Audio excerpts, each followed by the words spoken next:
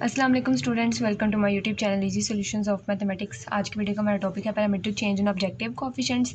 इससे पहले मैंने आपको करवाया parametric change in right hand side of constraint, तो उसको पैरामीट्रिक चेंज इन बी भी कहते हैं, और ये है parametric change in objective coefficient, तो इसे पैरामीट्रिक चेंज इन सी भी कहते हैं।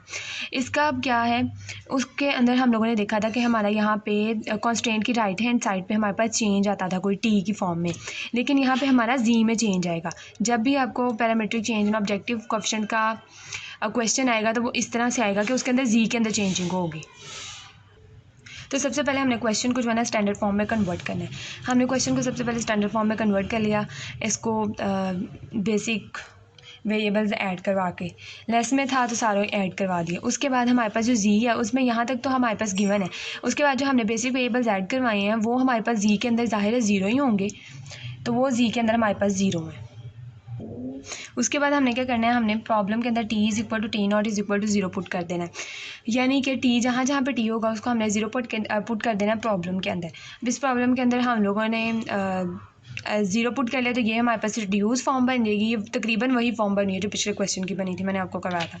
उसके बाद हमने इस प्रॉब्लम को टेबल फॉर्म में लिख लिया। उसके बाद हमने क्या करना है कि हमने मोस्ट नेगेटिव वैल्यू लेनी है, लीस्ट पॉजिटिव रेशियो लेनी है, देन हमने उसको वन कर पिवट वैल्यू सेलेक्ट कर लेनी है, उसको वन करना है, ऊपर नीचे हमने जीरोस करने हैं। उसके बाद एंटरिंग लिमिट वेरिएबल यहाँ पे बता देना है, अगेन हमने नेगेटिव वैल्यू लेनी है, तब तक लेनी है जब तक हमारा ऑप्टिमल सोल्यूशन नहीं आता। अब सारा सॉल्व करने के बाद ये हमारे पास जो है ना ऑप्टिमल टेबल आ गया। तो ऑप्टिमल टेबल इज़ ये, जब भी हमारी ये प्रॉब्लम है कि हमने पहले टी को ज़ीरो करना है, टेबल में करके उसको ऑप्टिमल टेबल तक लाना। जब हमारे पास ऑप्टिमल टेबल आ जाएगा, उस ऑप्टिमल टेबल में मैंने आपको बताया था इन वेरिएबल्स के कॉरस्पॉन्डिंग जो बेसिक में लिखे हुए होंगे जी की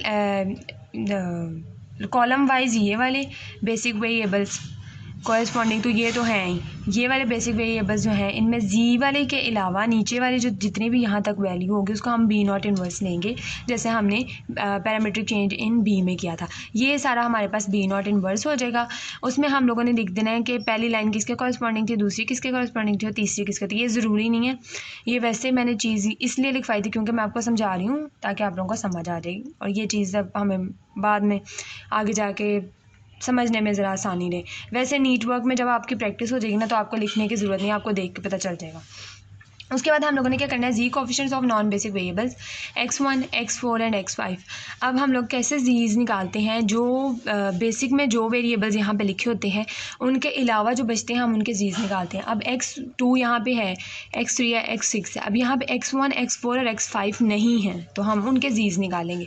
तो सबसे पहले जी के निकालने के लिए हमें M simplex revised simplex method अगर आप लोगों ने किया हुआ है तो आपको ये बहुत अच्छे से समझ आएगा। इसके लिए ना पैरामीट्रिक लीनियर प्रोग्रामिंग के दोनों जो मेथड है मैं आपको करवा रही हूँ, इनके लिए रिवाइज्ड सिम्प्लेक्स मेथड आना आपको बहुत ज़रूरी है। अगर आपने वो नहीं किया हुआ या आपने किसी और मेथड से किया हुआ है तो उस पर मैंने वीडियो बनाई हुई है, तो आप प्लेलिस्ट में जाके चेक कर सकते हो। ऑपरेशनल रिसर्च की प्लेलिस्ट में वो वीडियो रिवाइज्ड सिम्प्लेक्स मेथड की वहाँ पर पड़ी हुई है, वो देख लें एक दफ़ा तो आप लोगों के लिए आसानी होगी बहुत ज़्यादा।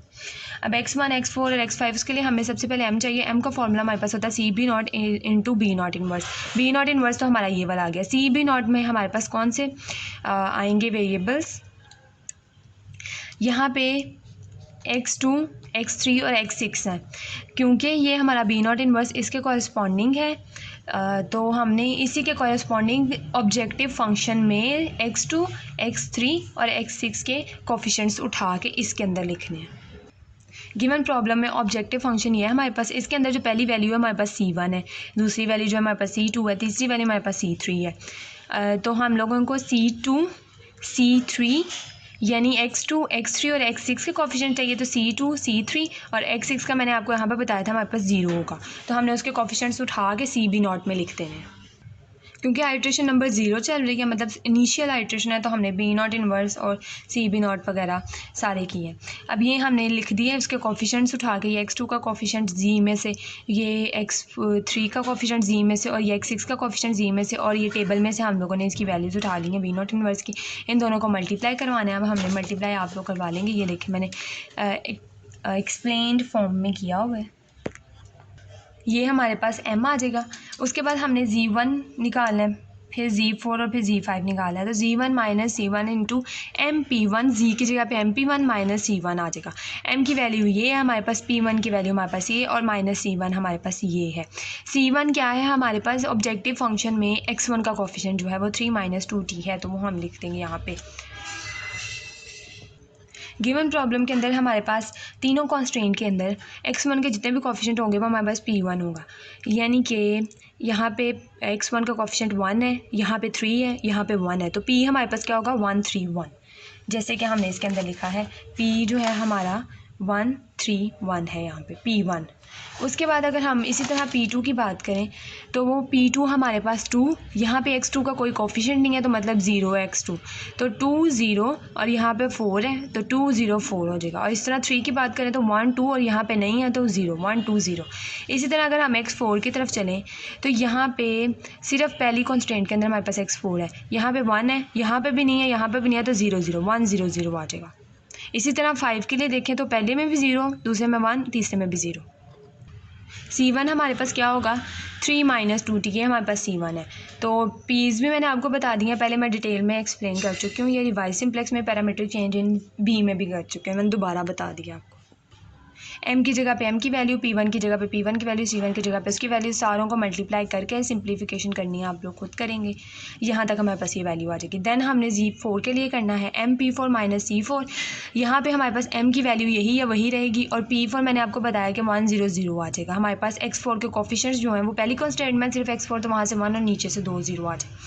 उसके बाद C4 पे हमारा जो ऑब्जेक्टिव फंक्शन के अंदर हमारे पास x4 का कोफिशिएंट है वो 0 पड़ा हुआ है, तो C4 0 आ गया, तो हमारे पास ये वैल्यू आ गई Z4 की। इसी तरह Z5 की वैल्यू अगर हम लोग देखें तो वो MP5 ये है और माइनस C5 जो है हमारे पास 0 है, तो यहाँ पे हमारे पास Z5 की वैल्यू ये आ जाएगी।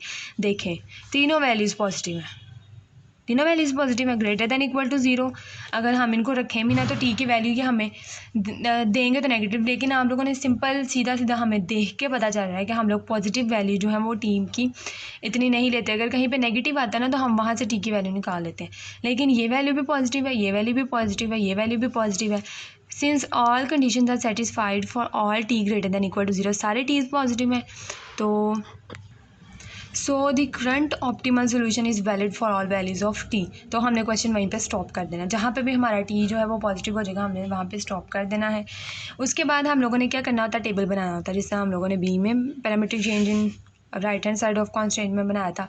मैंने आपको बताया था सबसे पहले आप लोगों ने यहाँ पे t की वैल्यूज़ लिखनी है, क्योंकि अब हमारा यहीं पे t स्टॉप हो गया। अब यहाँ पे तो हमारा पहली आइट्रेशन में ही t सारे ग्रेटर दैन इक्वल टू 0 पे सेटिस्फाई कर गए हैं, हमने स्टॉप कर दिया। नेक्स्ट जो मैं आपको एग्जांपल करवाऊंगी ना उसमें मैं आपको बताऊंगी अगर यहाँ पे स्टॉप ना करें तो हमने फर्दर आइट्रेशन किस तरह से करनी है, तो इसकी नेक्स्ट एग्जाम्पल में आपको वो करवाऊँगी, और एग्जाम्पल इंपॉर्टेंट भी बहुत है। तो अगर आपने मेरा चैनल सब्सक्राइब नहीं किया तो प्लीज़ कर लें, ताकि आपको नेक्स्ट जब मैं वो लेक्चर अपलोड करूँ तो आपका नोटिफिकेशन मिल जाए उसका। x1 की वैल्यू हमारे पास अब जो हमने ऑप्टिमल टेबल था वहाँ से देखनी है। अब हम नॉन बेसिक वेरिएबल्स जो गिवन होते हैं उनकी और z की वैल्यूज़ बताती हैं ना, तो x1 यहाँ पे ऑप्टिमल टेबल में से x1 तो हमारा 0 है, x2 जो है वो हमारा 5 है और x3 जो है हमारा 30 है, तो हमें इन तीन की वैल्यूज़ ही चाहिए सिर्फ। तो x1 हमारा 0, x2 हमारा 5 है, x3 हमारा जो है वो 30 है, ये है। और उसके बाद हमें z की वैल्यू चाहिए, तो अब हम z किस तरह से निकालेंगे, हमारे पास जो गिवन z था क्वेश्चन में, जो हमें z दिया हुआ है वो 3 माइनस 2t इंटू x1 था, x1 की जगह पे 0 पुट किया, 2 प्लस t इंटू x2 था तो हमने वहाँ पे 5 पुट कर दिया, और 5 प्लस 2t इंटू 30 था वहाँ पे हमने 30 पुट कर दिया, इंटू x3 था तो 30 पुट कर दिया, यानी z में हमने x1 x2 x3 की वैल्यूज़ निकाली। इन सारों को सॉल्व करेंगे तो 160 प्लस 65t आ जाएगा, ये हमारे पास z की वैल्यू होगी। इस तरह से आपने टेबल बना देना है इसका नीचे से, ताकि एग्जामिनर को पता चल जाए कौन सी वैल्यूज़ आपने निकाली है। उम्मीद है आप लोगों को समझ आई होगी। अगर आपका भी कोई क्वेश्चन है तो कमेंट सेक्शन में पूछ सकते हैं। वीडियो पसंद आई है तो प्लीज़ लाइक करके अप्रिशिएट करें, और अगर आपने मेरे चैनल को सब्सक्राइब नहीं किया तो प्लीज़ मेरे चैनल को सब्सक्राइब करें। Thank you so much.